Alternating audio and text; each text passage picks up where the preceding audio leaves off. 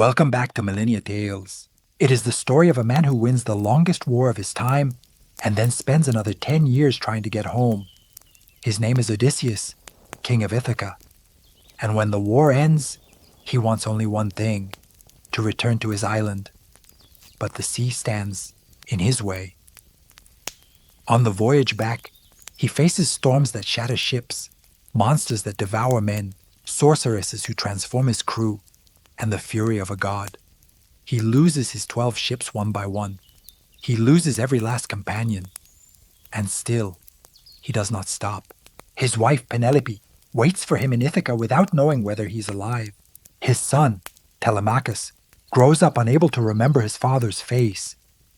For them, Odysseus is willing to cross the edge of the known world. His strength as a warrior is no longer enough. His only weapon is cunning. To understand why a king spends a decade crossing a single sea, you have to start where his story first goes wrong, the Trojan War. A 10-year war begins with an abduction. Paris, Prince of Troy, takes Helen, wife of Menelaus, king of Sparta. To get her back, the Greek kings unite under the command of Agamemnon, assemble the largest fleet the world has ever seen, and sail across the sea to besiege Troy, a city protected by walls no army has ever managed to breach.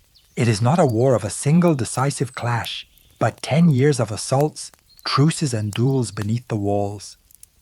The Greeks camp on the beach beside their ships. The Trojans hold out behind defenses that seem impossible to break. Kings and warriors of great renown meet in the open ground between the city and the sea, and the dead are counted in thousands. But no partial victory brings the end any closer, and the city does not fall to arms. In that time, the finest men on both sides are consumed. Achilles, the most feared warrior in the Greek army, hunts down Hector, the prince who holds Troy's defense together, and kills him in single combat. Shortly after, Achilles himself falls, brought down by an arrow. The war devours its heroes one after another, and still refuses to be decided. When strength is not enough, cunning decides. And the most cunning man in the Greek army is Odysseus. The idea that ends the war is his, and it is as audacious as it is brilliant. The Greeks build an enormous wooden horse and conceal their best warriors inside. Then they burn their own camps, load the rest of the army onto the ships, and vanish behind a nearby island, pretending to surrender and sail home. The entire plan rests on a single gamble, that the Trojans, rather than burning the horse, will bring it inside the walls themselves. If they are wrong, the finest men in Greece will burn alive inside the wood. On the plain before the walls, the horse stands alone. The Trojans, who have endured the siege for an entire decade, believe the enemy has finally gone and that the figure is an offering to the gods. They debate what to do with it. Some are suspicious and want it destroyed. Others, seized by the euphoria of believing themselves free, want to bring it inside. In the end, they make the worst possible choice. They open the gates that were never broken by force and drag the horse themselves into the heart of the city. That night, Troy celebrates the end of the war. When the wine has taken the last men standing and the city falls silent, the belly of the horse opens. The hidden warriors descend in the darkness without a word. They slit the throats of the gate sentries and throw the gates wide. Outside, the Greek fleet has returned under cover of night, and the entire army enters Troy without meeting resistance. By the time the Trojans wake, the enemy is already inside the walls. They reach for their weapons too late, fighting scattered and blind, unable to tell where the attack is coming from or how many enemies are already moving through the city. There is no line to hold, no wall left to defend. The war of a full decade is decided in its own streets, house by house, in the confusion and the fire. Buildings burn, defenders fall in alleys already lost, and by dawn, all of Troy is a column of smoke rising above the coast. The Greeks load the spoils of war onto their ships, gold, weapons, captives. After 10 years, only one thing remains: going home. Odysseus commands 12 ships. On them sail the men of Ithaca who survived the war, men who have spent a decade dreaming of the island where they belong. The plan is simple. Cross the Aegean, round the southern tip of Greece and point west. But the homecoming begins with blood. The first land they sight is Ismarus on the Thracian coast, the city of the Cicones, a people who had fought as allies of Troy during the war. For Odysseus's men, still hot from the sacking of Troy, it is not a detour. It is prey. They attack at dawn. The ships ground on the beach. The men leap into the sand and they fall on the city before the Cicones can organize a defense.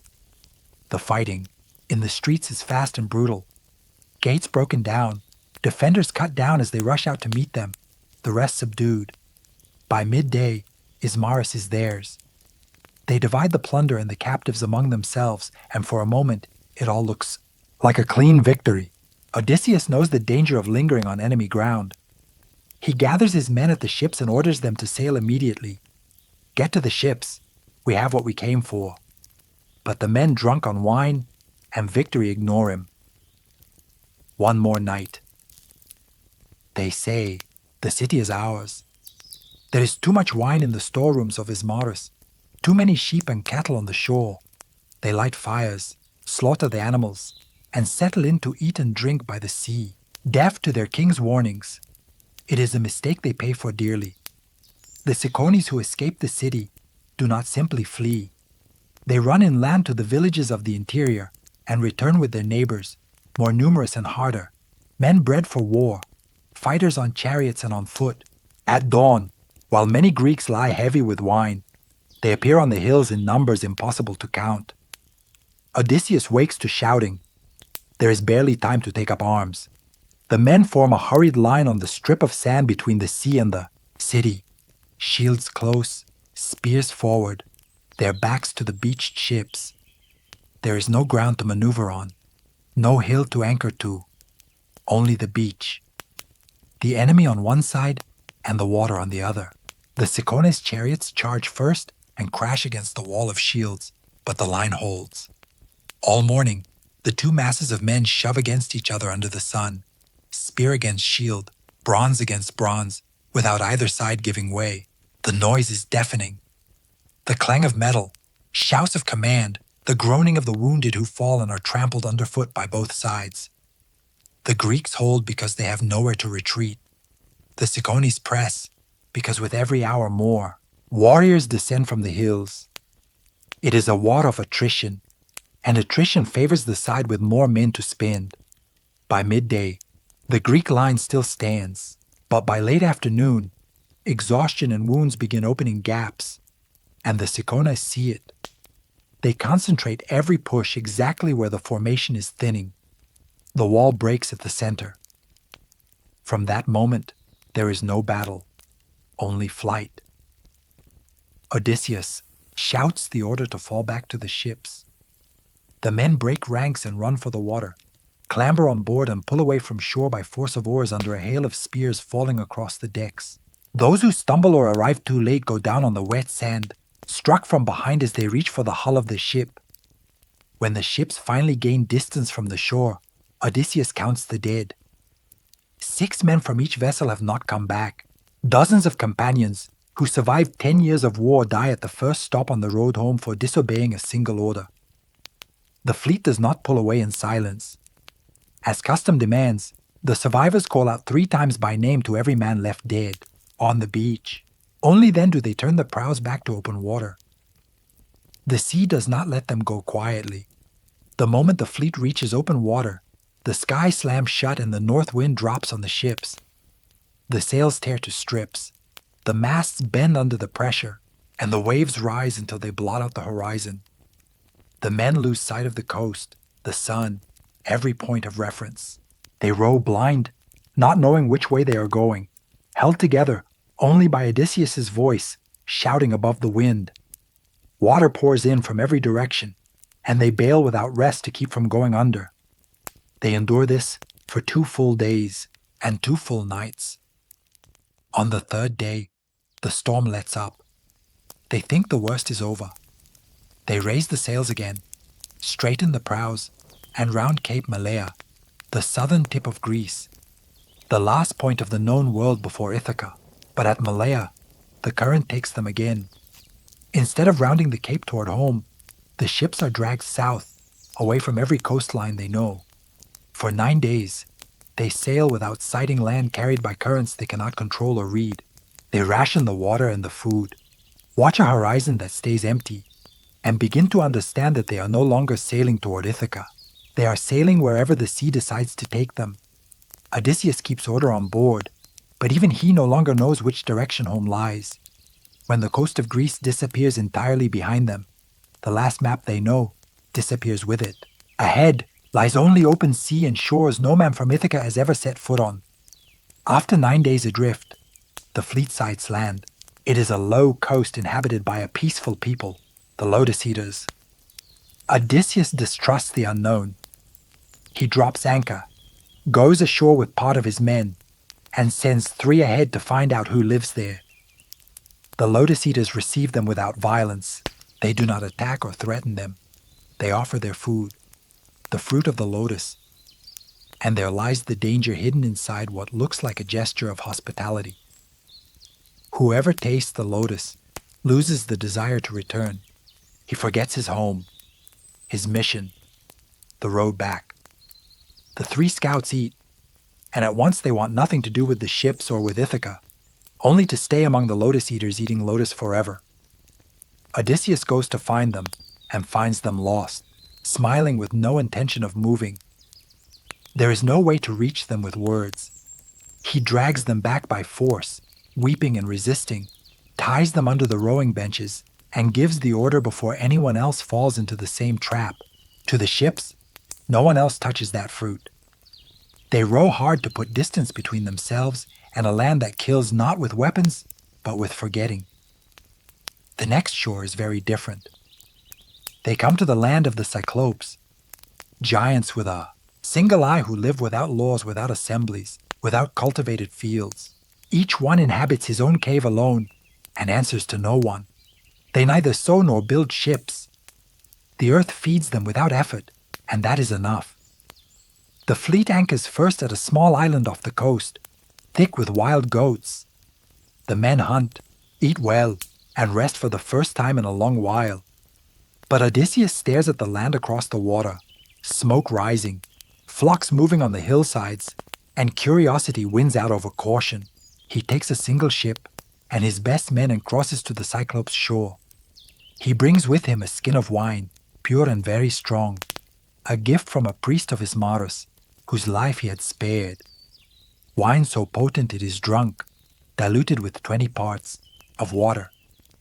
It is the weapon he does not yet know he is carrying. On the coast, they find an enormous cave ringed by a stone wall with pens inside. Kids and lambs separated by age, bowls overflowing with milk and cheese. The owner is not there. The men understand the danger immediately and beg Odysseus to take what they can carry and flee before the owner returns. Load the cheeses and the lambs and get back to the ship. Let's go now while we still can. But Odysseus wants to see the owner of the cave. He wants to know who he is, and he expects to receive from him the gifts a host owes to a guest. He orders them to stay, light a fire, and wait. At dusk, the owner returns and his shadow fills the cave. It is Polyphemus, son of Poseidon, a Cyclops taller than any man with a single eye set in the middle of his forehead. He drives in his flock and seals the entrance with a rock so enormous that not 22 wagons could move it. The Greeks are locked inside with him. Polyphemus stirs the fire, and in its light discovers the intruders. Who are you? Merchants or pirates who wander the sea robbing? Others. Odysseus answers carefully. He explains that they are Greeks, returning from the Trojan War, lost at sea, and appeals to the sacred law of hospitality. Respect the gods. Zeus protects guests and punishes those who harm them. Polyphemus laughs. Cyclopes do not fear Zeus or any god. We are stronger than they are. He then asks where they have left their ship. Odysseus sees the intention and lies. He says the ship was wrecked on the rocks and that they are the only survivors. In doing so, he protects the rest of the crew waiting on the island. For his answer, Polyphemus seizes two of the men, dashes them against the ground, and eats them, right there in front of the others. Then he lies down among his flock and goes to sleep. Odysseus draws his sword and thinks of driving it in while the Cyclops sleeps, but he stops himself in time. If he kills Polyphemus, no one will be able to move the rock from the entrance, and they will all die trapped beside the corpse. Force is useless here. Something else is needed. At dawn, the Cyclops eats two more men, milks his flock, and goes out to pasture, sealing the cave again with the rock. The Greeks are trapped for the entire day, and Odysseus uses that time to build his plan. In a corner of the cave lies an olive trunk, green and as large as the mast of a ship. Odysseus cuts a length from it, sharpens one end to a point, and hardens that point in the fire until it is as hard as metal. They hide it under the manure on the cave floor. They draw lots to choose the 4 men who will drive the stake with him. Now there is only waiting. At dusk, Polyphemus returns, brings in the flock, and devours 2 more men. Then, Odysseus makes the first move of his plan.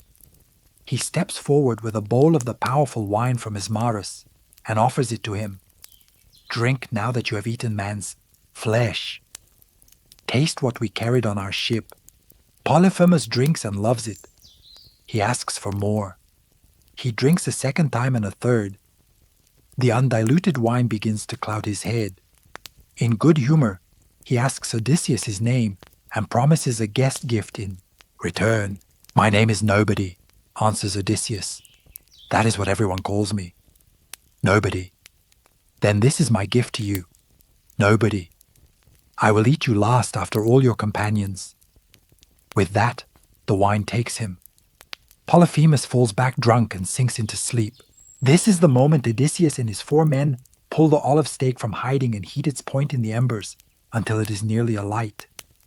Then together, they lift it and drive it with their full weight into the Cyclops' single eye, twisting it like a drill. Screaming. The eye bursts. Polyphemus wakes with a roar that shakes the entire cave. He tears out the stake and hurls it away, blind and mad with pain, swiping through the darkness to catch the men who have already pressed themselves against the walls, groaning and screaming. His screams wake the other Cyclopes who come to the cave and call out from outside, groaning. Is someone robbing you? Is someone trying to kill you? Nobody is killing me. Nobody is tricking me. Polyphemus roars from inside. The other Cyclopes turn away.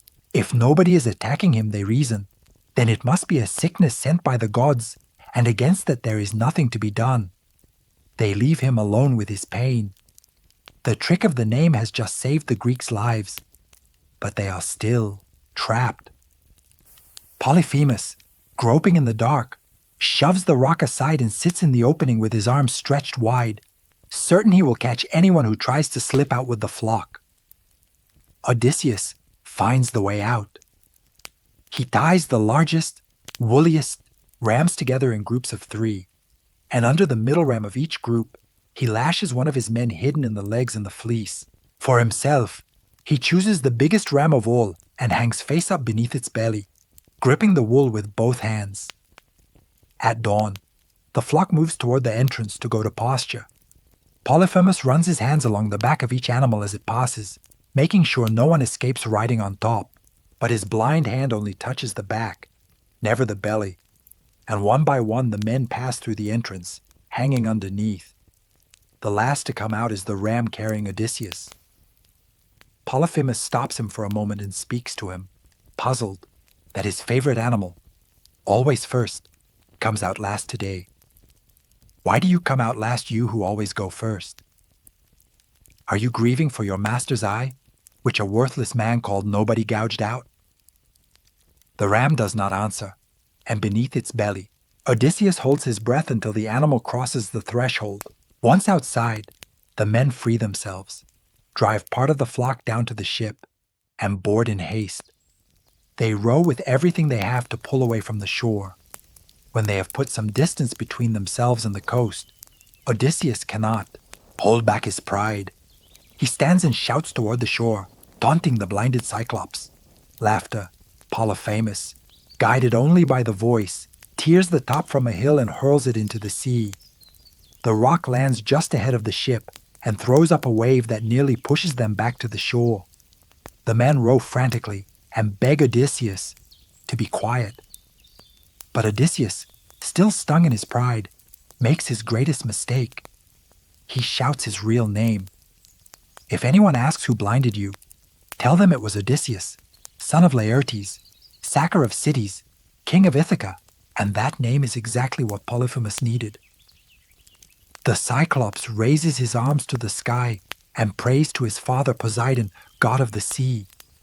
Father, make it so that Odysseus of Ithaca never reaches home, and if it is fated that he must return, let him arrive late and ruined on a stranger's ship after losing all his companions, and let him find grief waiting inside his own house. Poseidon hears his son's prayer. From that moment on, the entire sea becomes Odysseus' enemy. The storms and the years of delay that will follow are born from the name he himself just shouted into the wind.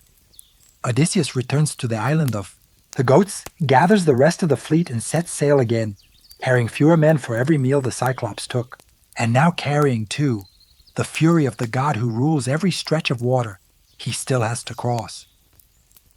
The next land seems at last like an answer to all their misfortunes. It is an island that floats on the sea, ringed by a wall of bronze, and on it lives Aeolus, the man the gods have given command of all the winds. Aeolus receives Odysseus as a guest of honor. He houses him in his palace for an entire month and listens day after day to the full account of the Trojan War and the voyage home, the horse, the fall of the city, the Cyclones, the Cyclops. The more he hears, the more he comes to care for his guest. And when Odysseus finally asks leave to depart, Aeolus not only grants it, he gives him a gift capable of ending the voyage in a single stroke. It is a bag made from the hide of an ox. Inside, Aeolus has sealed every wind that could drive the ship off course, bound shut with a cord of gleaming silver. Only one wind is left free. The west wind, the only one that blows straight toward Ithaca. Keep this bag sealed, and you will reach home. Aeolus tells him, do not open it for any reason, whatever happens. Odysseus ties the bag in the ship with his own hands and lets no one else touch it or ask what it contains. The west wind pushes the fleet steadily, smooth and constant, and everything goes better than at any point in the entire voyage. They sail for 9 days and 9 nights. Odysseus handles the sail himself without rest, unwilling to trust it to anyone else, determined to bring his men home with his own hands. He does not sleep. The hours pile up. His eyelids grow heavy, but he does not let go of the rope. On the 10th day, Ithaca appears on the horizon. They are close enough to make out the fires of the herdsmen tending flocks on the coast. After all the years of war and sea, home is in sight, almost within reach. And then, broken by 9 days without sleep, at the very moment when the worst seems finally behind them, Odysseus gives out. For the first time in the entire voyage, he lets go of the sail and closes his eyes. It is exactly the moment his men have been waiting for. All those days, they have watched the bag sideways, gnawing at themselves, convinced their king is hiding something. They have seen how he tied it alone, how he lets no one near it, and the suspicion has grown in silence. Now with Odysseus asleep, they start to murmur among themselves. Everyone favors him. Everywhere they give him gifts. He comes home loaded with gold and silver from Troy, while we who row at his side go back with nothing. Let's see what he's keeping in there. We're owed a share. They untie the silver cord, and what escapes from the bag is not any treasure. It is every wind in the world unleashed all at once. A tempest erupts over the ship in an instant. The gusts seize them and tear them off course, dragging them out to sea, while the coast of Ithaca sinks back into the horizon before the eyes of men who a moment ago could already see themselves home. Odysseus wakes in the middle of the chaos and understands, in an instant, what has happened. For a moment, he thinks of throwing himself into the water and ending it, but he pulls his cloak over his head, holds himself together in silence, and lets the wind have its way. And the wind carries them back exactly to where they started, the island of Aeolus. Odysseus returns to the palace and begs for help a second time, but Aeolus now looks at him with horror. "Leave my island immediately. No man as hated by the gods as you deserves my help. If they pursue you like this, I cannot shelter you." He turns him away with nothing, and now, without the bag, and without the west wind, the fleet has no means of propulsion at all. The men have to move by muscle alone, hour after hour, across a flat sea where not a single breath of wind comes to help them. They row like that for 6 full days, pushing to the edge of exhaustion. On the 7th, a coast appears, a harbor with still water. It is a strange harbor. A wall of towering cliffs encloses it on almost every side, and it opens to the sea through only a single narrow entrance. Inside, the water lies flat as a lake without a single wave. For men worn out from rowing against the open sea, it is the perfect refuge. And so one after another, 11 ships cross the entrance and tie up inside, sheltered by the rock. But Odysseus does not enter. Something in that silence, too perfect, too still, troubles him. Instead of bringing his ship into the enclosed harbor, he leaves it outside, moored to a rock right at the mouth of the entrance, prow aimed at open water and ready to run. It is a decision that within hours will divide the living from the dead. He sends 3 men to find out who inhabits the land. Following a path, they come across a girl of enormous size drawing water from a spring. She is the daughter of the local king. Without any apparent menace, she points them on their way and leads them to her father's house. And there they discover the truth too late. The inhabitants of this land are not men. They are the Laestrygonians, giants who eat human flesh. Inside the house, the queen, huge as a mountain, looks at the newcomers and shouts for her husband. "Antiphates, come see what luck has brought to our door." The giant king appears, seizes one of the 3 scouts without a word, and eats him on the spot. The other 2 run back toward the harbor, but it is already too late. Antiphates lets out a war cry, and his voice carries the length of the coast. Laestrygonians come from everywhere, not dozens, thousands, giants massing along the edge of the cliffs that ring the harbor, looking down at the ship sitting motionless in the still water below. And the perfect refuge reveals itself as the perfect trap. The 11 ships that sought shelter are now locked, inside a stone well with no room to turn, no wind to carry them out, and a single exit so narrow they cannot all pass through it at once. From above, the giants begin tearing loose rocks the size of men and dropping them down onto the ships. The sound fills the harbor, the cracking of hulls splitting apart, masts snapping like branches, the water swallowing one ship after another. The men who survive the first impacts jump in to swim, but there is nowhere to swim. Cliffs rise on every side. The Laestrygonians come down to the water's edge and spear them like fish caught in a net, dragging them out alive to devour. The narrow entrance that promised shelter has become the wall that traps them inside. From outside at the mouth of the harbor, Odysseus watches it all and can do nothing. 11 full crews die before his eyes in a matter of minutes, and he cannot send his one remaining ship into certain death to save them. Not a single vessel is left floating inside that harbor. Only his own ship survives, moored outside. Odysseus wastes no time. He draws his sword, cuts the mooring rope in a single stroke, and shouts the only order left. To the oars, row for your lives now.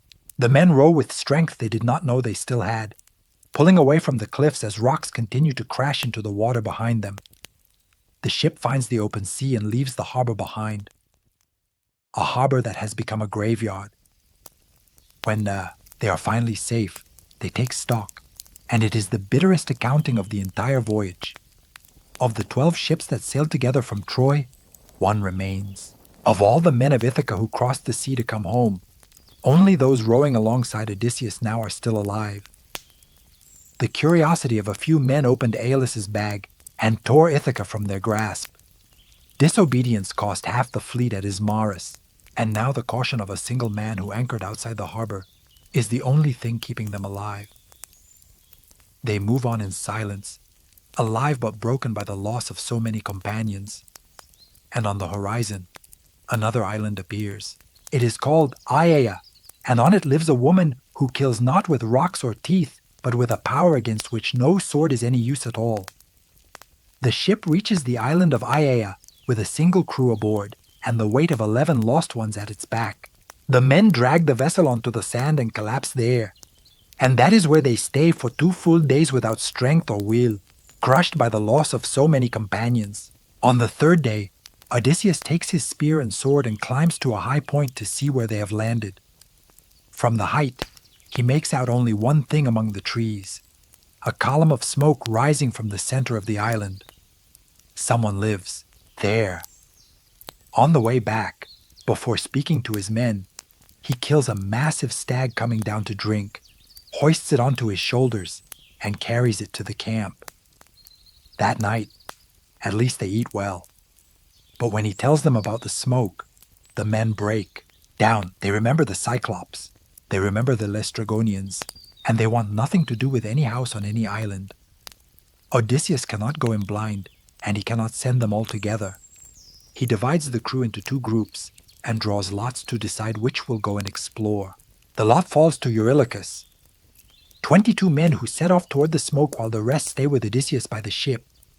At the heart of the island, they find a house of polished stone in a forest clearing, and around it, something stops them cold. Wolves and mountain lions move freely among the trees, but none of them attacks.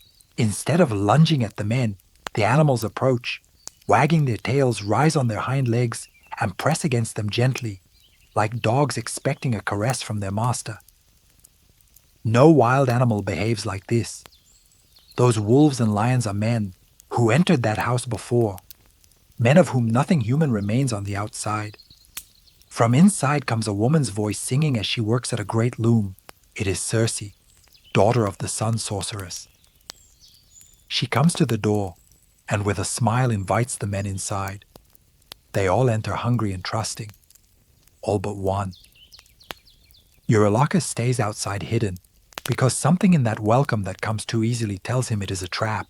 Circe seats the men and serves them a mixture of cheese, barley, and honey blended with wine. But she has stirred her drugs into the food, so they will forget completely their land and their home. When they finish eating, she touches each one with her wand, and the men change. Snouts push out through their faces. Coarse bristles rise through their skin. Their hands become hooves. Their whole bodies twist and bend them toward the ground. They try to speak, and only grunting comes out, but inside nothing has changed. They still think like men. They still recognize each other, still fully aware of what they are and what they have lost, trapped inside animal bodies. Circe drives them into a sty, latches the gate, and throws them acorns to eat like any other pig being fattened for slaughter. And they on the inside understand all of it. Eurylochus watches it all from his hiding place and runs back to the ship. He arrives so terrified he cannot speak. At first, the words choke in his throat. When he finally manages to talk, he tells what he saw. The men went in and not one came back out. Odysseus does not hesitate. He takes his sword and his bow and goes alone toward the house, ready to rescue his men or die with them. Eurylochus grabs him and begs him not to go. Don't go, please. If you walk in, you won't come back and you'll condemn the rest of us too. Let's flee while we still can.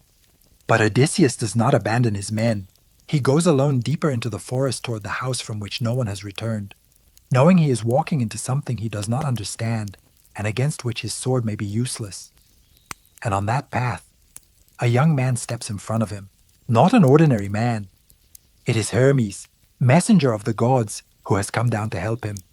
He knows Odysseus is walking straight to his destruction, because against Circe's magic, A sword is worthless. Hermes crouches down, pulls a plant from the ground. Black root, white flower, an herb that mortals can barely tear free from the earth, and hands it to him. It is called moly, and it is the only shield against the sorceress's poisons. Then he gives him the plan step by step. Keep this herb on you, and her drug will do nothing to you. Circe will give you drink, then strike you with her wand to transform you. When she does, draw your sword and go at her, as if you mean to kill her. The fear will make her invite you to her bed. Do not refuse. She can free your men. But first, make her swear by the gods that she plots no further treachery against you. If you go to her without that oath, she will leave you helpless and finished. With that, Hermes vanishes, and Odysseus pockets the herb and continues toward the house with the plan fixed in his mind. Circe receives him exactly as she received the others, seats him, serves the drugged mixture, waits for him to eat.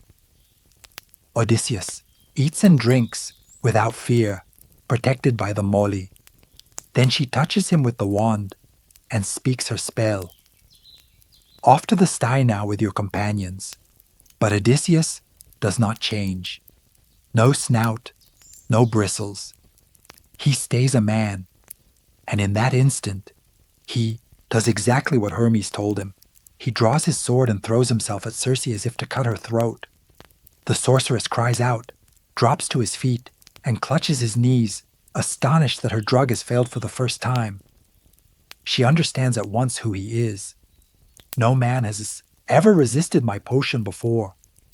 You must be Odysseus, the one Hermes told me would come. Put away your sword and come with me to my bed so we may learn to trust each other. Me? But Odysseus does not lower his guard. Help me. How am I to trust you? You who just turned my men into pigs. I will not come near you until you swear by the gods that you are plotting no further harm against me. Circe swears the great oath of the gods. Only then does Odysseus agree to stay, but when her servants set out a feast, he does not touch the food. He sits in silence, grim-faced, and when Circe asks what is wrong, he gives her the only answer that matters. What man could eat in peace while his companions are still locked in a pigsty? If you truly want my trust, free them. Circe goes to the sty with her wand, rubs each pig with a different ointment, and undoes the spell. The bristles fall away, the bodies straighten, and the men become men again. More than that, they emerge younger and stronger than before. When they find themselves free, they weep and embrace each other. And even Circe herself is moved by it. Convinced at last, Odysseus goes back to the ship to bring the rest of the crew. They all follow willingly, relieved to find the companions they had given up for lost, all except Eurylochus, who plants his feet and accuses them of walking like sheep to their deaths. Where are you going, fools? To the sorceress's house so she can turn us all into pigs or wolves. Have you already forgotten the Cyclops? When this man's recklessness cost so many lives, Odysseus, furious, puts his hand on his sword and for a moment considers cutting off his head on the spot. Kinsman or not, the others hold him back. In the end, Eurylochus follows too afraid to stay, alone on a deserted shore, and so the island that was going to be their grave becomes their rest. Circe takes them all in. They eat meat in abundance, drink sweet wine, and recover day by day the strength the sea had stripped from them. The weeks pass without anyone keeping count, and the weeks become months, and the months become a full year. For the first time since they left Troy, the men are safe, well-fed, and at peace. So much at peace that the memory of Ithaca begins to fade. Not through magic this time, but through plain comfort. It is his own men who wake him after a year has passed. They come to Odysseus and remind him of the only thing that truly matters. If the gods mean for us to survive, it is time. Remember your homeland. Remember Ithaca. That night, Odysseus asks Circe to honor her promise and let them leave. She agrees. but warns him that he cannot reach home by the direct route. First, he must make a journey no living man has ever made. You are not going to Ithaca yet. First, you must go down to the house of Hades, to the kingdom of the dead. There you must consult the soul of the prophet Tiresias. He alone, even in death, can tell you how to reach home. The words fall like stone. To descend to the world of the dead and return is something no one has managed. Odysseus gathers his men to give them the news, and they who believed they were already on the road home collapse when they learn the destination is the kingdom of death. In the rush to depart, a quiet tragedy goes unnoticed. Elpenor, the youngest of the crew, has been sleeping drunk on the roof of Circe's house. When he hears the noise of the departure, he gets up in a daze, forgets he is at a height, and instead of going down the stairs, steps off the edge. He falls headfirst to the ground, breaks his neck, and dies instantly. In the commotion, no one notices.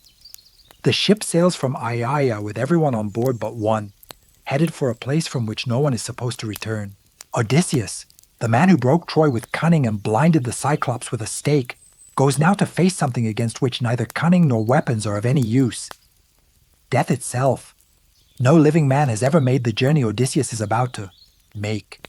Following Circe's instructions, the ship sails to the edge of the world, to the boundary where the ocean ends and the land of the dead begins, a shore wrapped in a fog the sun never pierces.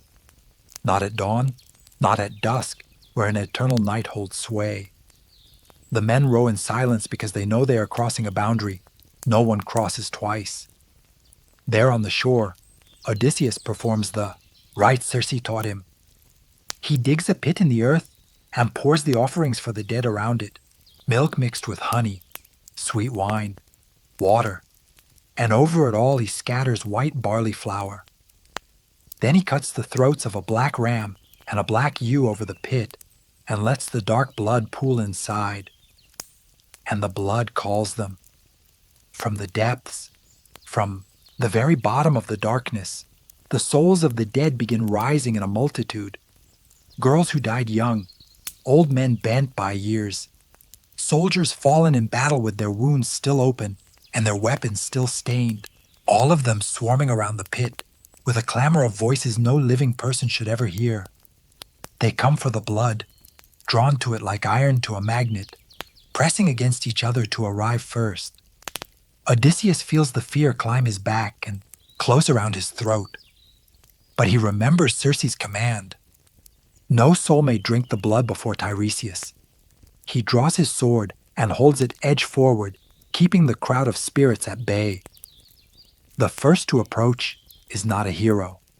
It is Elpenor, the young man who died falling from Circe's roof, still unburied.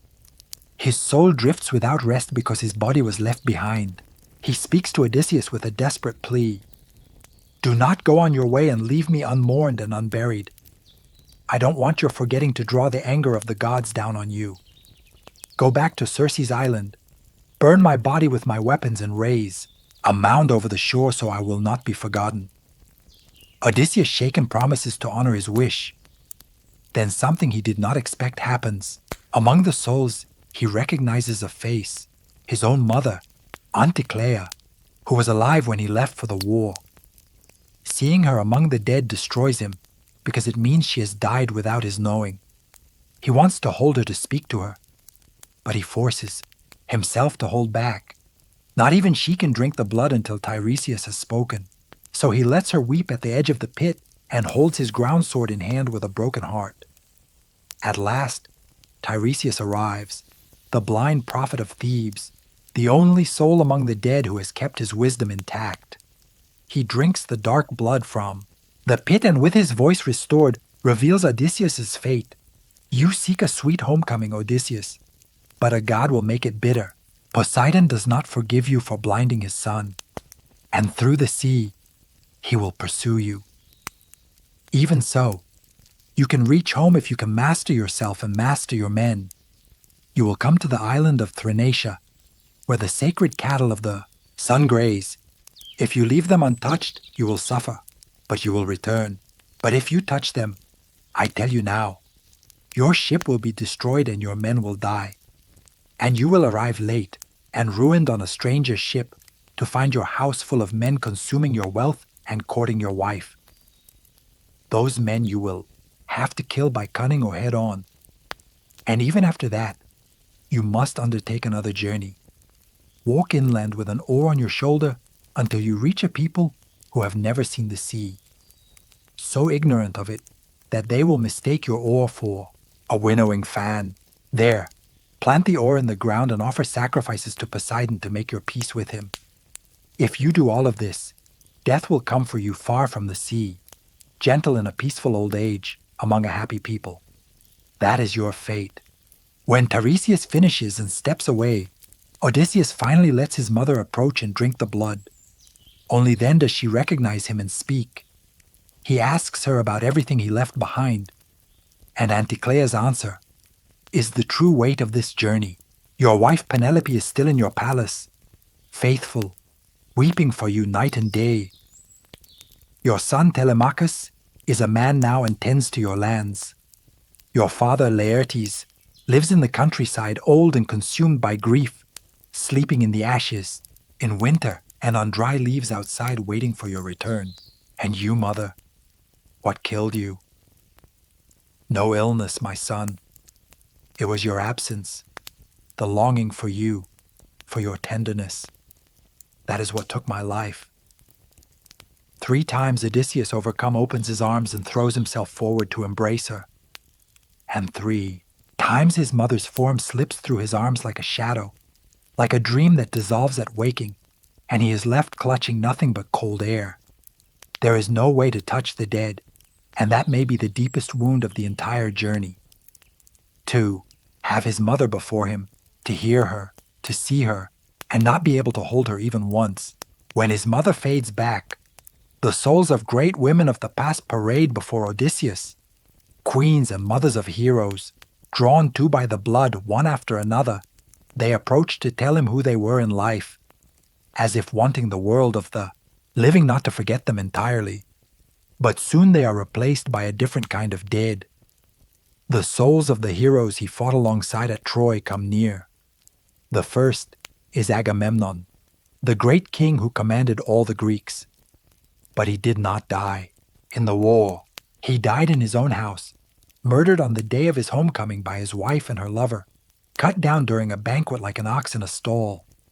His warning is direct. Do not trust completely, not even your wife.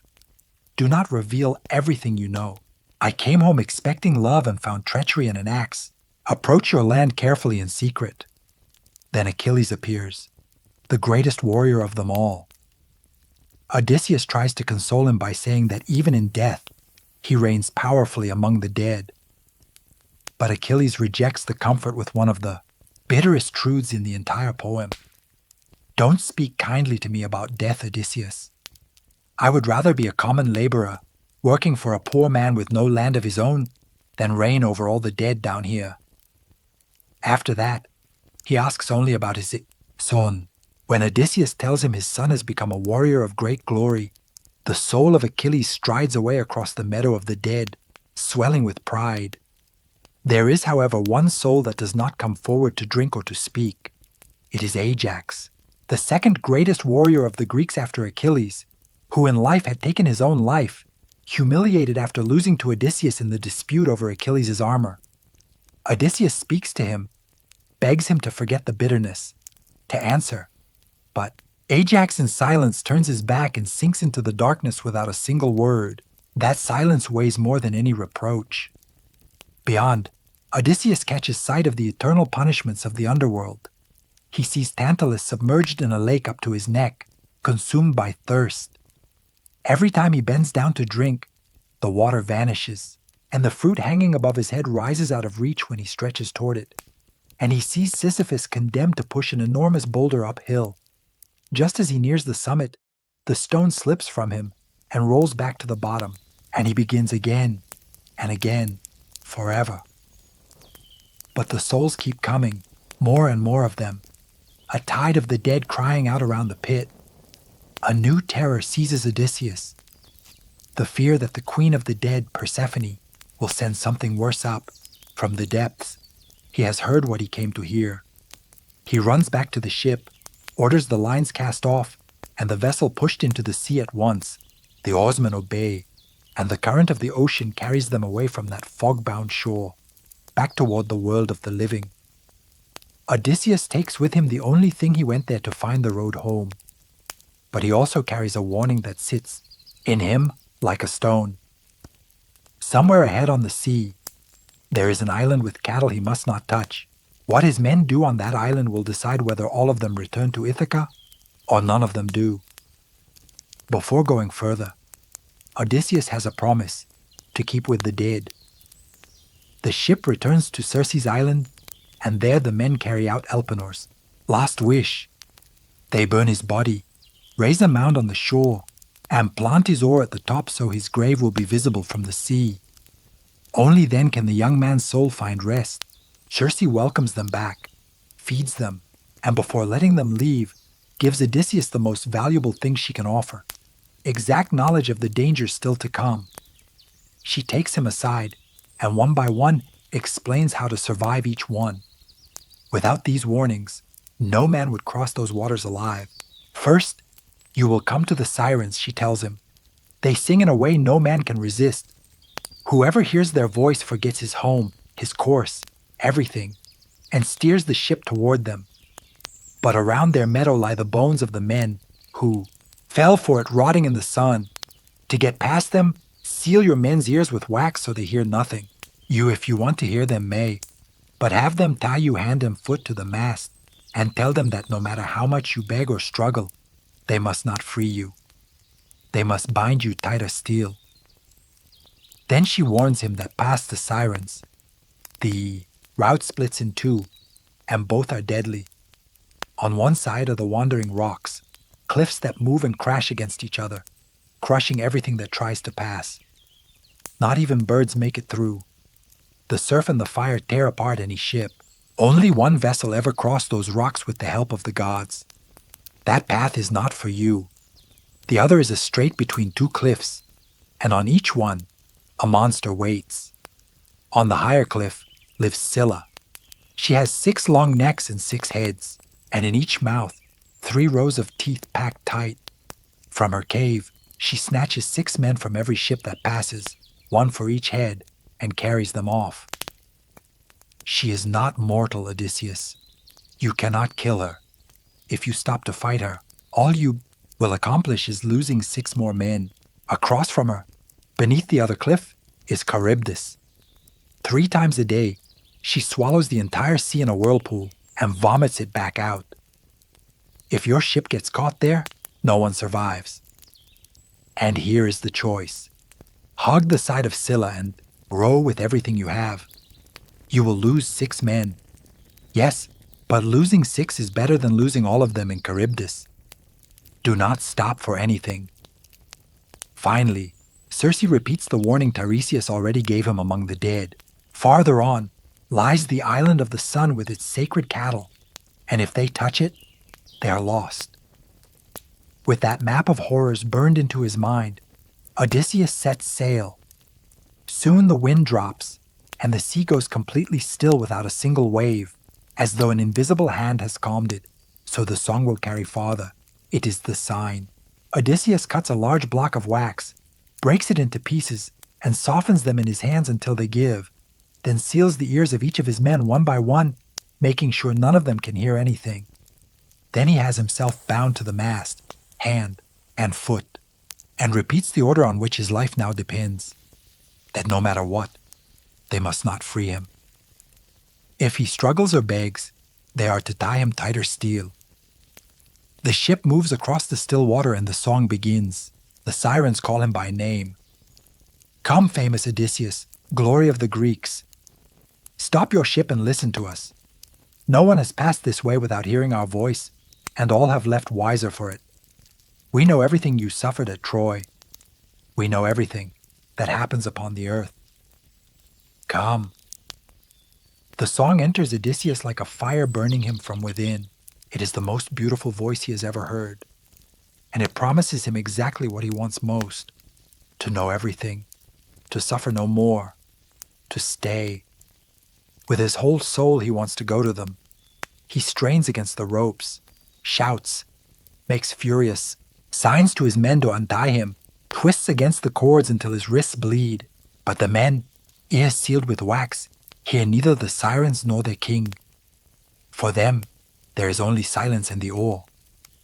Seeing their captain begging to be freed, two of them rise and do exactly the opposite, just as he ordered. They pull the ropes even tighter. They row without rest until the song shrinks to a distant thread and finally fades out. Only then do they pull the wax from their ears and untie Odysseus, who collapses to the deck, exhausted, alive because of his own orders. But the relief does not last.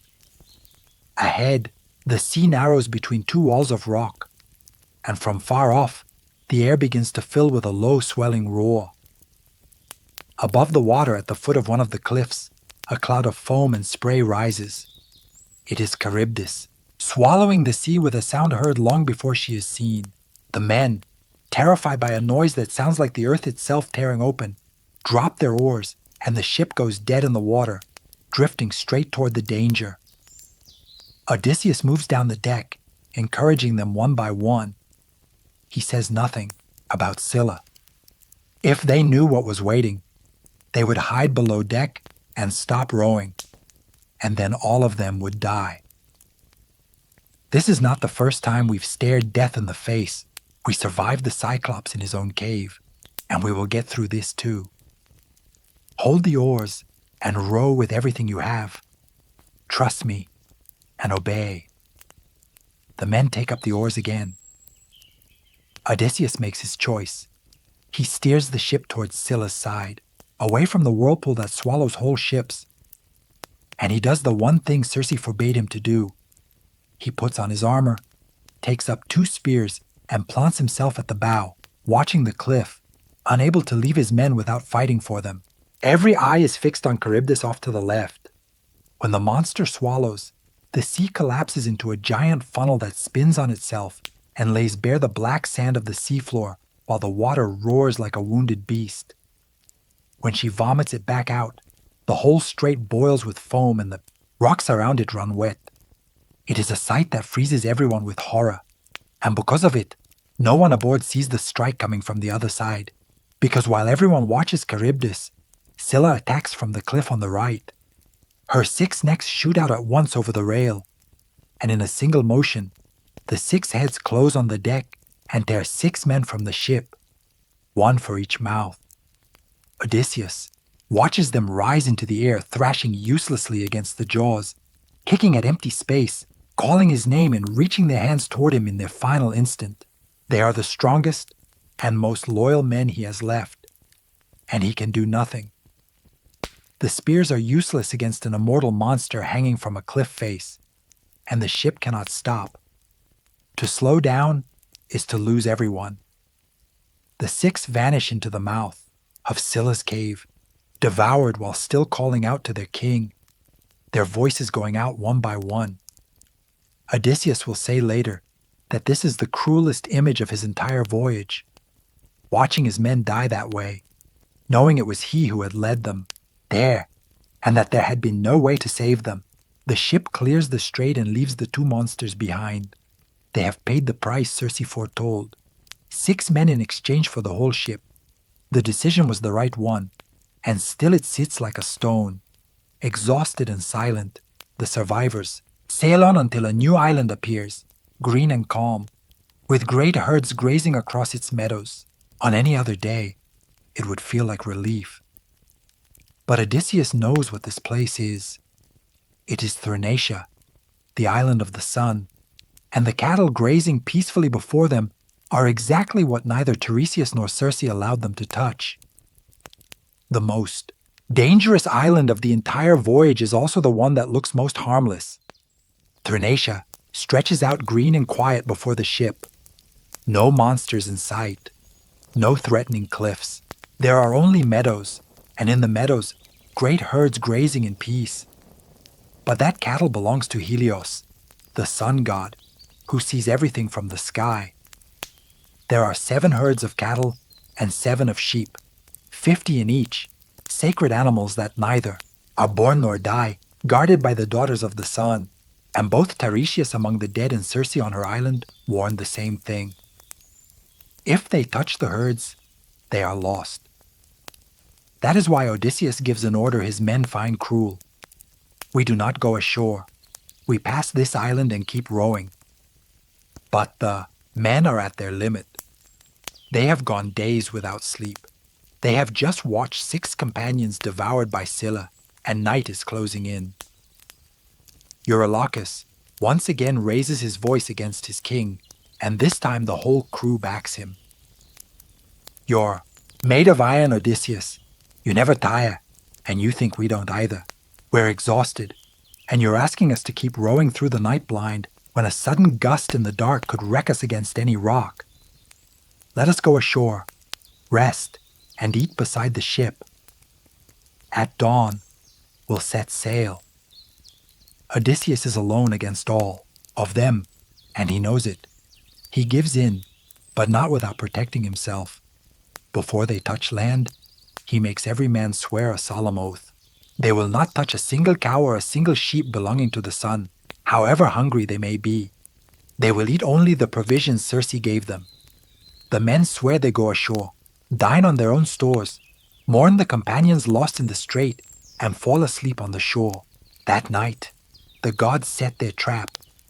A south wind rises that does not let up, and the next morning it is still blowing, and the day after that too. The sea becomes impassable. Day after day, the contrary wind pins them to the island, unable to set sail. Not 2 days pass, nor 3.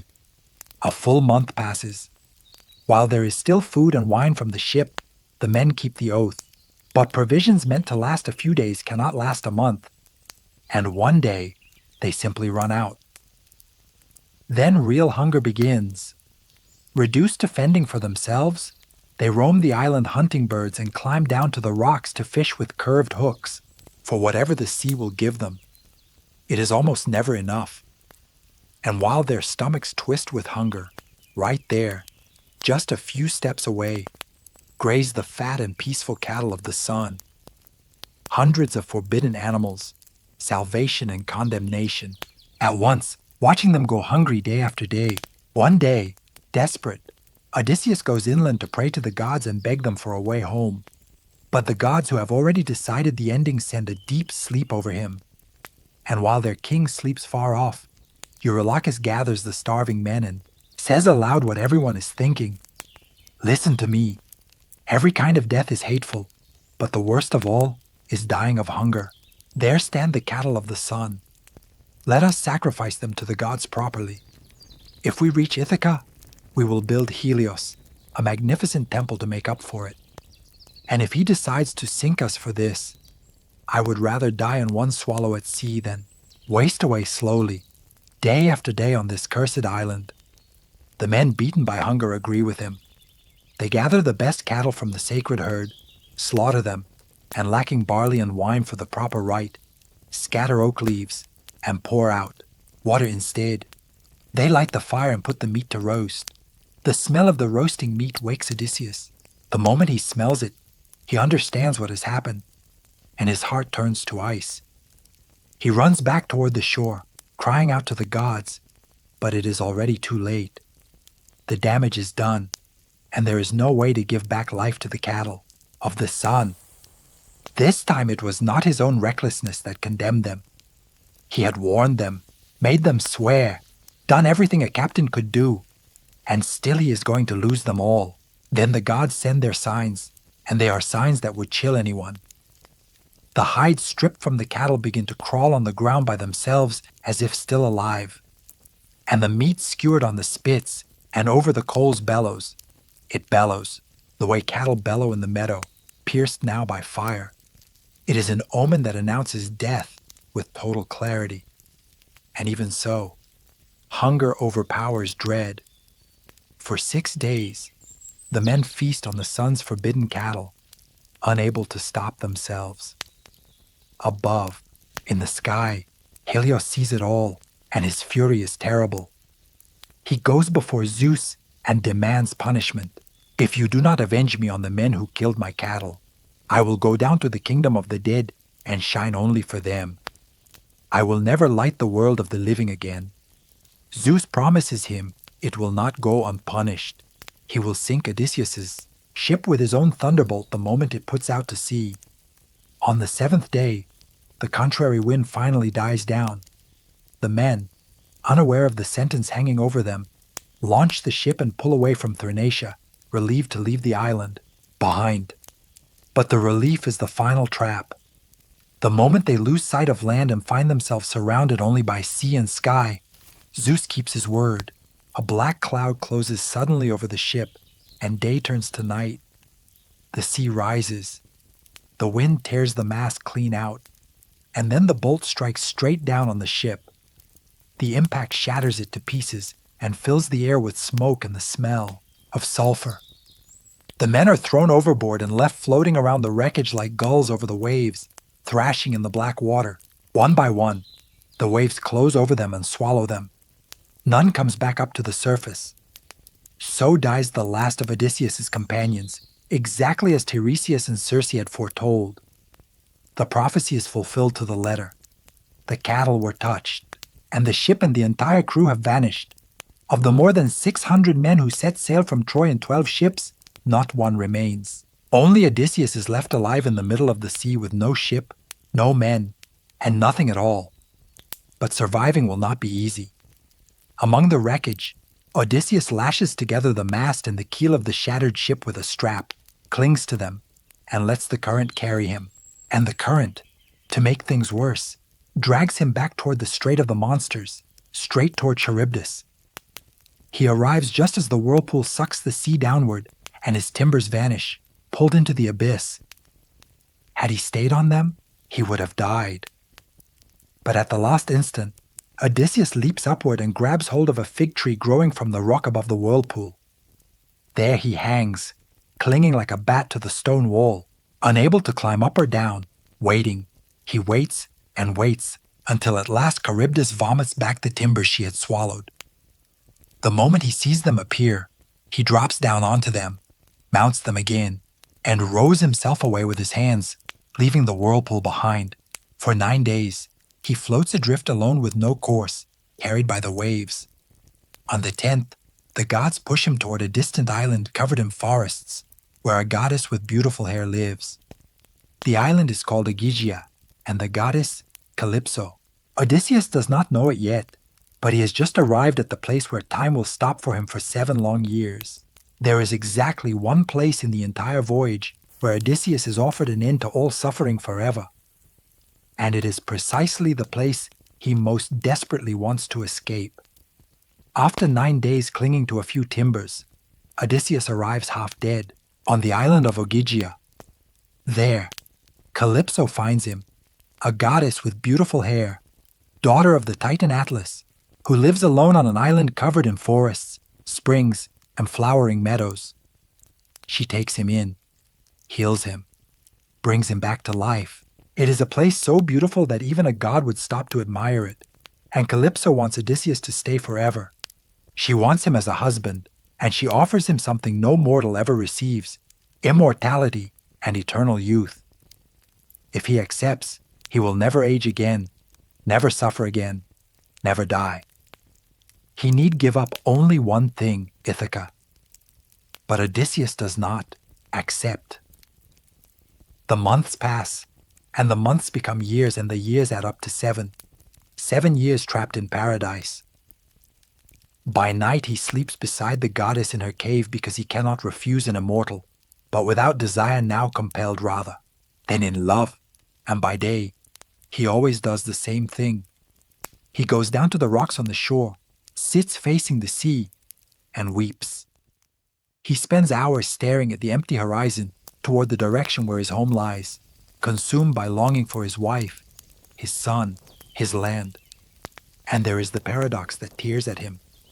Immortality stands before him, eternal youth, an island free of pain, or old age or death, everything any man would dream of. And none of it is worth to him as much as a wisp of smoke rising over the rooftops of Ithaca. He would rather see his homeland once and die than live forever young in a place that is not his, beside a woman who is not his. Eternity without home is not a prize, it is a prison. Far from there on Mount Olympus, his luck finally turns.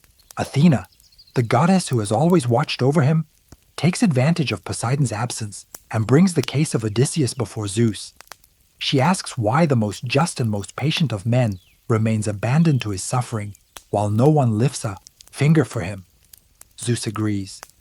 The time has come. He calls Hermes, his messenger, and gives him an order for Calypso. Hermes flies down to Ogygia, crosses the sea, and stands before the goddess with the command of the king of the gods. Zeus orders that you release Odysseus. It is not his fate to die far from his own on a forgotten island. It is written that he return to his land, that he see his family and his home again. Let him go. Calypso listens and is filled with bitterness. She reproaches the gods for their jealousy that it troubles them when a goddess keeps a mortal man for herself. She reminds Hermes that it was she who saved Odysseus when he arrived alone and shipwrecked, clinging to the keel of his shattered ship. But before an order from Zeus, not even a goddess can refuse. She goes down to the shore where Odysseus weeps as he does every day, and gives him the news he has waited 7 years to hear. Weep no more for me. You are free to go. I will help. You build a raft and load it with provisions so you may reach your homeland. But Odysseus, who has been deceived too many times, does not trust even a gift like this. He suspects some new trap, and before agreeing, he demands of the goddess the same thing he once demanded of Circe. You are plotting something, goddess, if you suddenly let me go. I will not board any raft until you swear by the gods that you are preparing no new harm against me. Calypso smiles at such distrust and swears the solemn oath he asks for my job. That night, for the last time, she tempts him once more.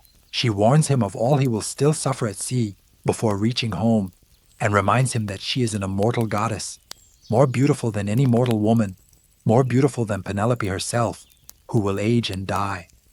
Odysseus answers her with respect, but without yielding a single step. Goddess, do not be offended.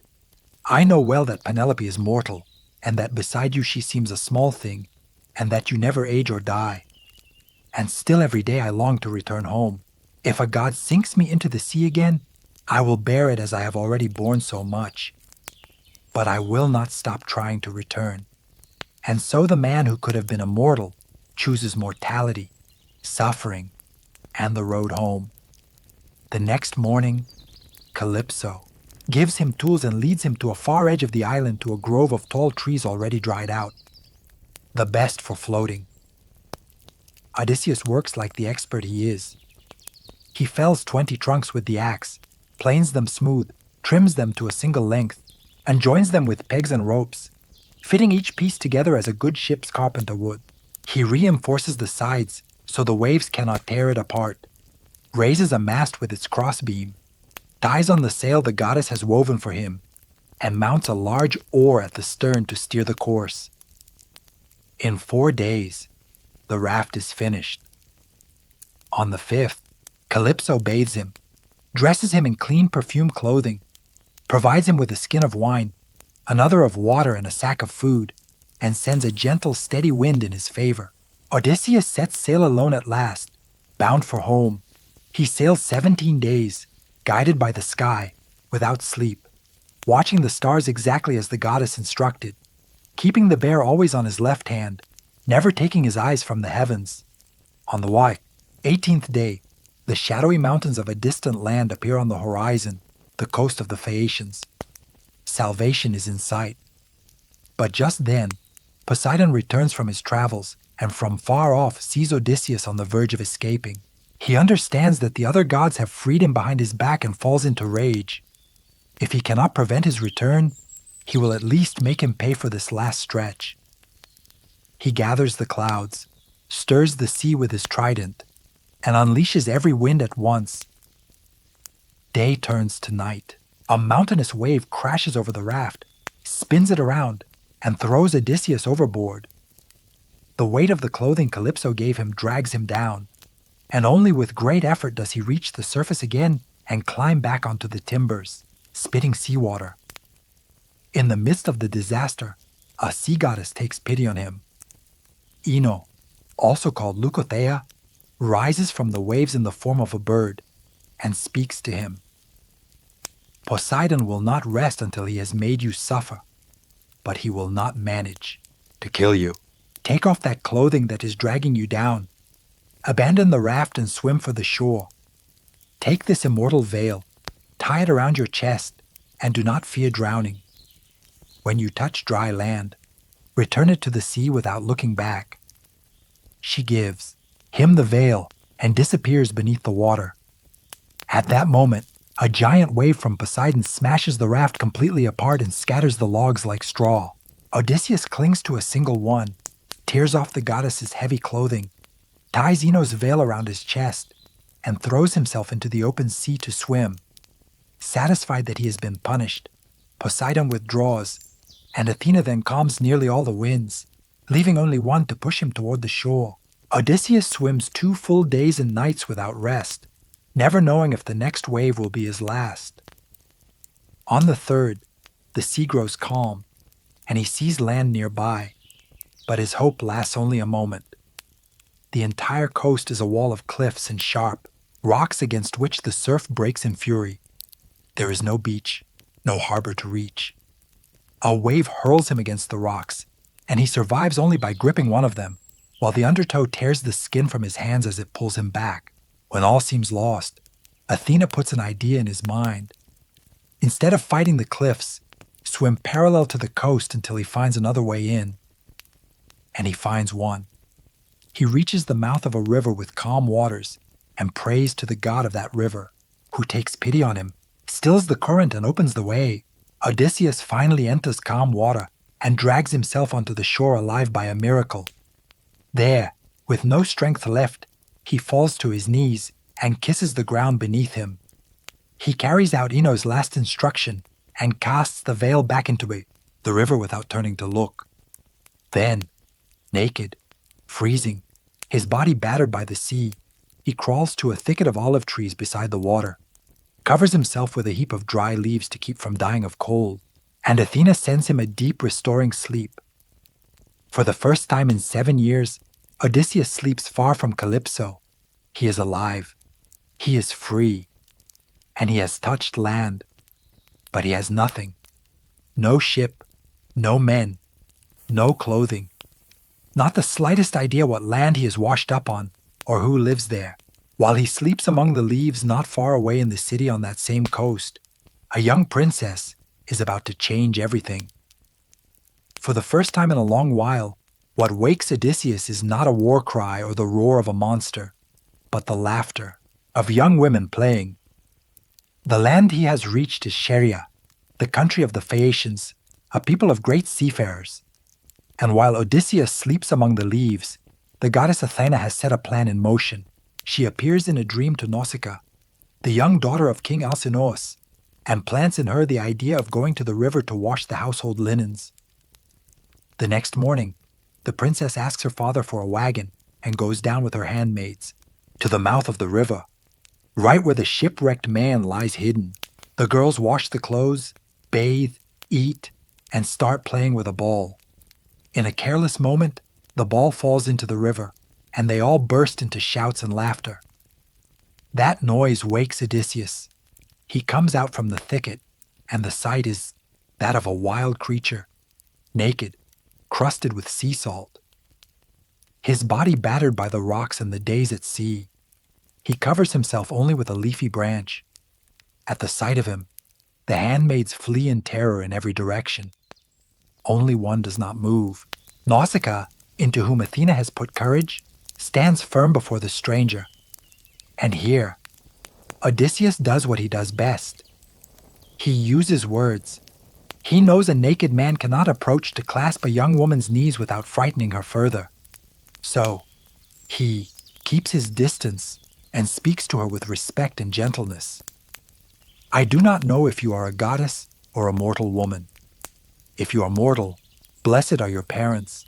and blessed the man who someday takes you home as his wife. I have never seen such beauty. Have pity on me.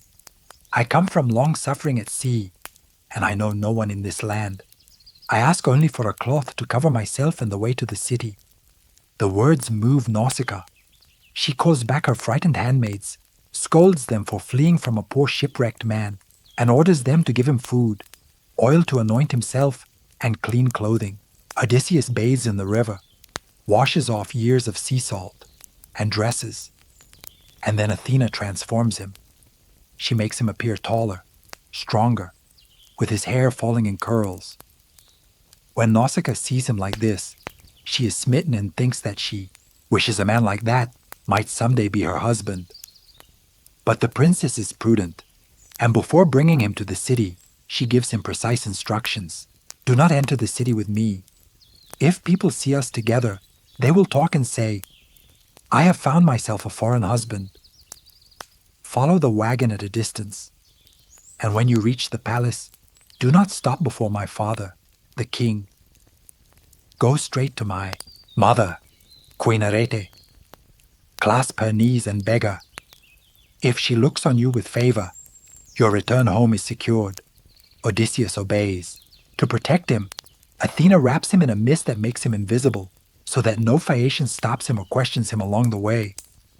So he crosses the city and reaches the palace of Alcinous, a marvel unlike anything he has seen in the whole voyage. Walls of bronze, doors of gold, gardens where the trees bear fruit all year round, pear trees, pomegranates, and vines that never stop producing. After so many islands of monsters, at last a civilized and prosperous place. Inside the mist dissolves, at once. Before the assembled court, Odysseus crosses the hall, throws himself at the feet of Queen Arete, and clasps her knees exactly as Nausicaa instructed. He begs them to help him return home. The Phaeacians are astonished at the stranger who has appeared from nowhere, but King Alcinous lifts him from the floor, seats him beside himself with honor, and promises him, without even knowing who he is, that his people will carry him home on their ships, wherever that may be. Then he orders a banquet in his honor. To entertain their guest, the Phaeacians organize games, races, wrestling, jumping, and throwing. When they invite Odysseus to compete, he declines politely, exhausted by all he has been through. But a young man named Euryalus taunts him in front of everyone, saying he does not look like an athlete, but like a greedy merchant who thinks only of loading his ship with profit. The insult lights a fire in Odysseus. Without wasting words, he takes the largest and heaviest discus there, far bigger than the ones the Phaeacians use, and throws it. The discus flies whistling far beyond every mark and lands much farther than anyone has reached. He then challenges any of them to beat him at whatever they choose, and the whole hall falls silent. The supposed merchant turns out to be something else entirely. During the feast, Demodocus, the blind bard of the court, sings, and as chance would have it, he sings precisely about the Trojan War, the deeds of the Greek heroes, their disputes, and later the trick of the wooden horse. Odysseus, hearing his own story told by a stranger who does not recognize him, cannot hold himself together. He covers his head with his cloak so no one will see him, and weeps in silence. But Alcinous, seated beside him, notices the tears and finally asks him what no one had asked before. Who are you, stranger? Why do you weep on hearing the fate of the Greeks at Troy? Did you lose someone of your own there? The moment has come. Odysseus stops hiding and reveals before the entire court the name that has weighed on him for years. I am Odysseus, son of Laertes, known among men for my cunning, and my homeland is Ithaca. The hall falls silent. They have before them one of the great heroes of the Trojan War. And at the king's request, Odysseus then tells them everything he has lived through since the fall of the city. The Cicones, the Lotus Eaters, the Cyclops, Aeolus, the Laestrygonians, Circe, the realm of the dead, the Sirens, Scylla and Charybdis, the cattle of the sun, and the 7 years with Calypso, the whole voyage told from his own mouth. The Phaeacians listen, awestruck. When Odysseus finishes, there is no longer any doubt about what they must do. Alcinous and the nobles shower him with gifts, gold, bronze, fine cloth, and treasures, more wealth than he would have brought home from Troy if nothing had gone wrong. And they keep their promise. They prepare one of their marvelous ships, capable of sailing, guided by thought alone, with no helmsman and no effort. And they put Odysseus aboard with all his treasure. The moment they set sail, a sweet and deep sleep, like death itself, overtakes Odysseus. He sleeps while the Phaeacian ship cuts through the sea at a speed no bird could match. And so, asleep without knowing it, Odysseus finally crosses the last stretch of water, separating him from home. The ship arrives at night at a cove in Ithaca. The Phaeacians carefully carry Odysseus ashore, still asleep, and unload all his gifts beside him. Then they put back out to sea, heading home. But Poseidon does not forgive them for having helped him. The moment the ship nears its own harbor, the god turns it to stone with a single blow, in full sight of all the Phaeacians as punishment for having carried home the man he wanted, lost forever. When Odysseus wakes, he is lying on a beach surrounded by gold and treasure in a land that Athena's mist keeps him from recognizing. He looks around without understanding where he is, and for a moment, believing himself abandoned on yet another strange shore, he falls into despair once more, as he has so many times before. He does not know he has already arrived. He does not know that these unfamiliar hills are the hills of his childhood, and that this ground beneath his feet, after 20 years of war and sea, after losing his 12 ships, all his men, and nearly his own life, is at last Ithaca. The voyage across the sea is ended, but the hardest battle of all still awaits him. And this one, he will fight not against monsters or gods, but inside his own home. A palace overrun by men devouring his wealth, courting his wife, and waiting for his death. Odysseus has returned, and no one in Ithaca knows it yet. Odysseus is home for the first time in 20 years, and he does not know it. He wakes on a beach surrounded by the treasures the Phaeacians gave him. But the mist Athena has spread over the island changes the look of everything. The roads, the harbor, the familiar hills of his childhood. Believing himself abandoned once again on a strange shore, he falls into despair, checks his riches, fearing the Phaeacians have tricked and robbed him, and curses his luck. Then a young shepherd approaches him, and Odysseus, true to his habit of trusting no one, immediately invents a false story about who he is and where he comes from. But the shepherd is Athena in disguise, and his cunning, far from annoying her, delights her. She recognizes in him the most resourceful of mortals, just as she is the most cunning of the gods. She reveals herself as she truly is, and tells him the truth that changes everything. You are in Ithaca, Odysseus. You have come home. But the joy lasts only a moment, because Athena explains the state in which he will find his home. For 3 years, dozens of nobles from Ithaca and the neighboring islands have occupied his palace. They court Penelope, his wife, having given him up for dead. And meanwhile, they eat through his herds, empty his storerooms, and consume his wealth day after day, waiting for the queen to finally choose one of them. If Odysseus presents himself openly, they will kill him all at once before he can do anything. So, the goddess lays out a plan. Together they hide the Phaeacian treasure in a cave. Then, Athena transforms Odysseus so that no one can recognize him. She wrinkles his skin, withers his body, dims the brightness of his eyes, strips away his hair, and dresses him in filthy rags. The king of Ithaca becomes a wretched old beggar. Disguised this way, unrecognizable, he can enter his own land and find out who is loyal to him and who is not. Athena sends him first to a safe place, the hut of Eumaeus, the swineherd, the most loyal of all the servants who ever served him, who tends the pigs in the hills far from the palace. Eumaeus does not recognize his king beneath the beggar's rags, but he receives the poor old man with exemplary hospitality, exactly the kind the suitors have forgotten.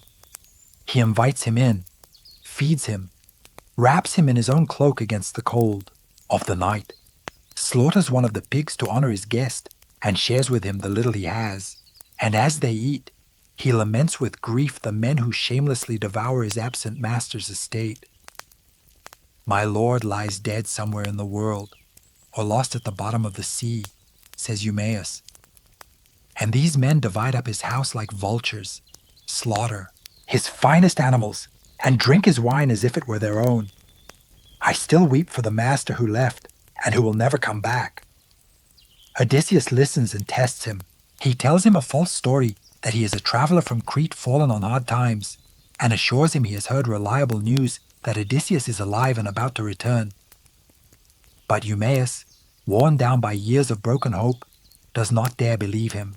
Too many wanderers have promised the same thing in exchange for a plate of food. Meanwhile, another journey is about to end. Telemachus, Odysseus' son, who was a baby when his father left for war and is now a young man, has traveled to distant lands seeking news of him. The suitors, fearing he might return and stand in their way, have prepared an ambush to kill him at sea on his way back.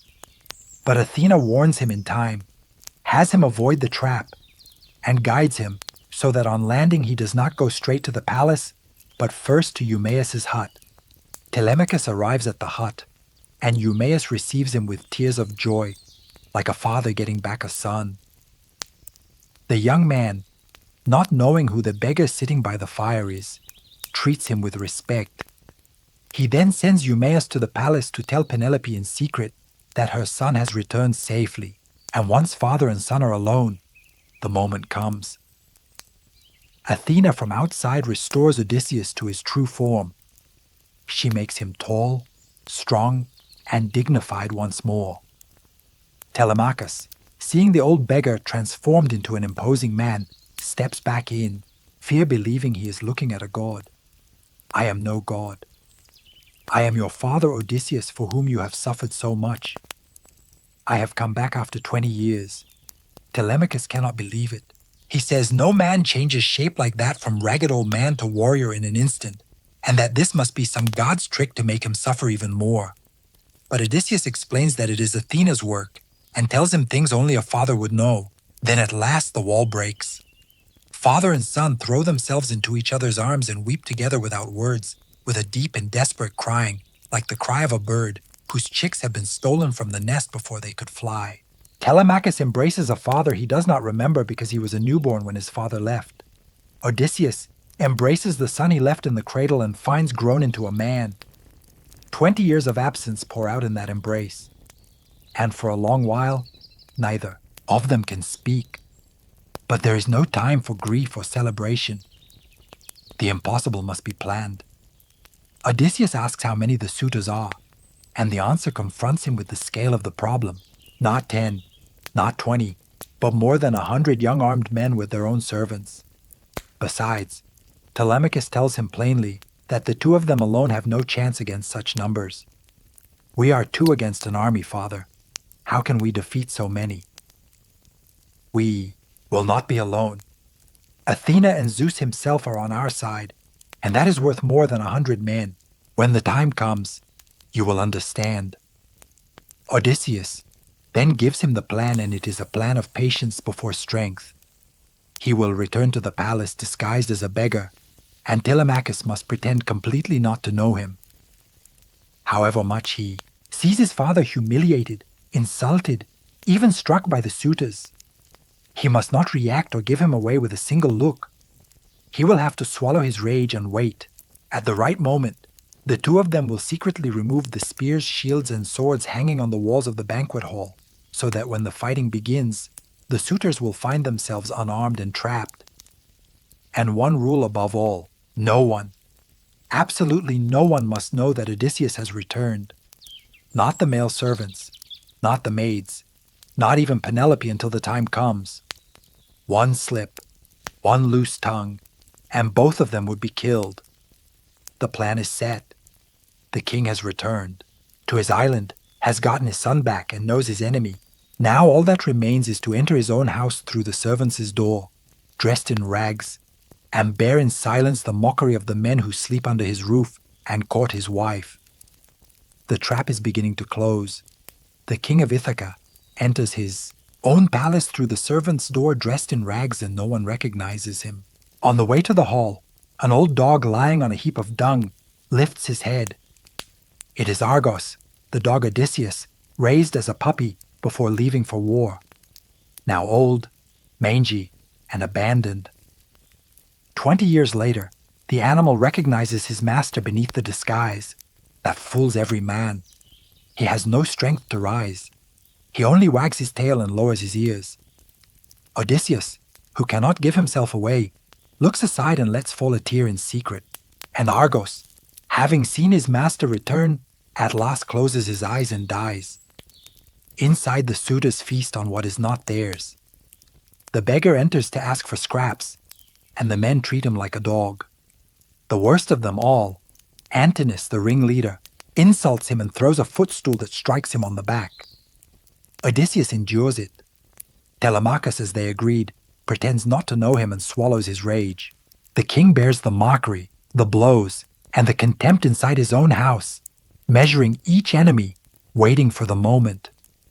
Penelope, having heard of a newly arrived stranger, sends for him, hoping he might bring news of her lost husband. And the cruelest scene of the whole waiting unfolds. The queen converses at length with the beggar, not knowing he is Odysseus, her husband, sitting before her after 20 years. He invents a story for her, tells her he met Odysseus and that he is alive and near. She weeps, not daring to believe it, because Penelope too has resisted with cunning. For 3 years, she kept the suitors at bay with a deception. She promised to choose a husband as soon as she finished weaving the funeral shroud for Laertes, Odysseus' elderly father. She wove by day and at night in secret, unraveled what she had woven so the shroud would never be finished. She fooled them for 3 years until a servant betrayed her. Husband and wife, without knowing it, have survived with the same weapon, cunning. That night, Penelope orders the old nurse Euryclea to wash the guest's feet as hospitality requires. And as she does, the old woman discovers something on his leg. An old scar. The mark of a wound Odysseus received from a boar in his youth.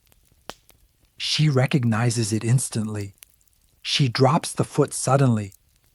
Her mouth fills with a cry of joy and she is about to shout his name. But Odysseus covers her mouth with his hand and whispers an order. "Be quiet, nurse. Yes, it is me. But if you say a word, you will ruin everything and they will kill us all. Keep the secret." Euryclea, trembling, obeys. The next day, Penelope makes a decision. Weary of waiting, she announces a trial to choose a husband. She brings out Odysseus' great bow, the one no other man has been able to handle, and sets up a row of 12 axes. She will marry the man able to string the bow and shoot an arrow through the eyes of all 12 axes in a single shot. It is, without her fully knowing it, the perfect test. Only one man in the world can do that. One by one the suitors try, and one by one they fail. Not one of them can even bend the bow enough to string it. The wood resists them all.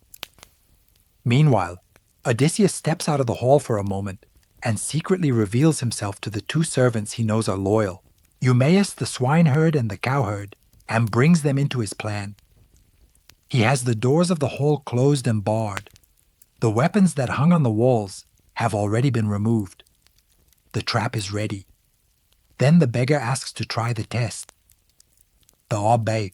Suitors laugh and protest, outraged that a vagrant would dare touch the bow they could not bend. But Telemachus enforces his will, orders that it be given to him, and has Penelope leave the hall. Odysseus takes the bow and examines it calmly, turning it in his hands, feeling the wood and the string like a musician checking his instrument before playing, while the suitors mock him. And then, before everyone's disbelieving silence, he bends the bow and strings it in a single motion without effort, as if it were a toy. He plucks the string which sings high, like the call of a swallow. He sets an arrow, aims while still seated without even standing, and fires. The shaft passes cleanly through the eyes of all 12 aligned axes, one after another, and buries itself in the far wall of the hall, without having grazed a single one. On the faces of the suitors, the mockery turns to dread. In that instant, everything changes. Odysseus tears off his rags in one motion, leaps onto the threshold with the bow in hand, and stands at last as the king he is. Dogs, you believed I would never return from Troy. You devoured my house, harassed my wife, and feared neither the gods nor the vengeance of men. Now the hour has come for all of you, and the slaughter begins. The first arrow flies before anyone, can react and pierces the throat of Antinous just as he lifts his cup to drink. Wine and blood spill out together. For an instant, the suitors believe it was an accident. Then they understand who the beggar is, and panic-making erupts. They run to the walls, searching for the spears and shields that always hung there, and find nothing. The weapons have vanished, and the doors are barred. They are trapped in the very hall where for years they feasted. Odysseus planted on the threshold fires without pause, and every arrow brings down a man. When the quiver is empty, he takes up the spear, and beside him fight Telemachus and the two loyal servants, back to back, sealing the way out. The suitors try to throw what few javelins they manage to find overturned tables for cover, but Athena from above turns aside their throws, which bury themselves in the walls and the rafters without touching anyone. The banquet hall becomes a slaughterhouse, shouting broken tables, cups on the floor, and men falling in their own blood, cornered against the walls that witness their abuses. The more than 100 suitors fall one after another until the last one stops moving, and the hall holds only the heavy breathing of the 4 victors. Then comes justice for the traitors within the household itself. The maidservants who gave themselves to the suitors and the disloyal servants are punished. Odysseus orders the hall cleaned and purified with fire and sulfur until every trace of blood is gone. The house is his again. Only the hardest thing remains, convincing Penelope. Euryclea runs upstairs to wake her with the news that the beggar was Odysseus and that he has killed the suitors. But Penelope does not let herself be swept up by emotion. After 20 years of broken hopes, she fears it may be a disguised god or a new deception. She comes down, sits before Odysseus, and looks at him in silence, without embracing him, wary. Telemachus rebukes her for her coldness, but she has her own way of being certain. Penelope then gives a strange order. She asks the nurse to bring the marriage bed out of the bedroom and set it up outside for the guests. And on hearing it, Odysseus leaps up, indignant, unable to hold himself back. Who has moved my bed? That bed cannot be taken out of that room. I built it myself with my own hands around the trunk of a living olive tree growing in the ground. One of its legs is the very root of the tree planted in the earth. No one can move it unless they cut down the trunk. And there is the proof Penelope needed.